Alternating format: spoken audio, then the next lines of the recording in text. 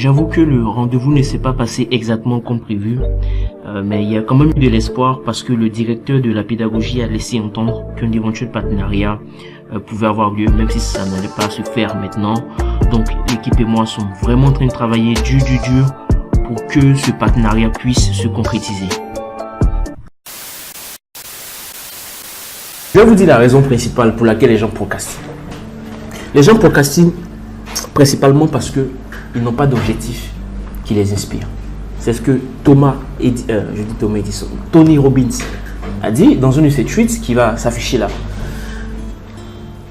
Et quand j'ai lu le tweet, je me suis dit que effectivement il a raison. On a tendance à trouver toutes sortes de causes pour la procrastination, du style la tâche est trop dure, c'est ceci, c'est cela. La meilleure chose qu'on puisse faire en tant qu'être humain, c'est faire quelque chose qu'on aime. Votre vie est trop courte pour ne pas faire ce que vous voulez faire, ce qui vous passionne. Demain, vous allez mourir. Ça, c'est une réalité. Tout le monde va mourir. Donc, c'est pas pour être négatif, mais c'est pour vous encourager, avec cette réalité à l'esprit, à agir maintenant. S'il y a des choses qui vous empêchent d'être heureux, arrêtez ces choses. Ayez des objectifs qui vous inspirent. Ok, je vais vous dire pourquoi vous avez du mal à apprendre une langue, par exemple comme l'anglais.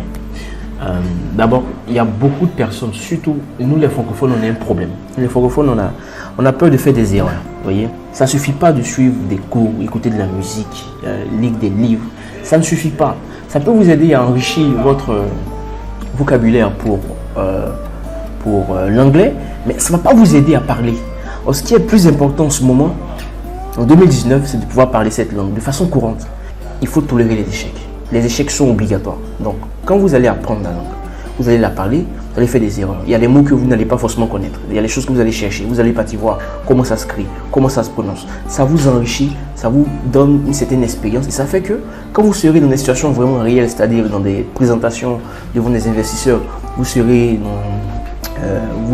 devant un vrai anglophone, vous allez pouvoir vous en sortir.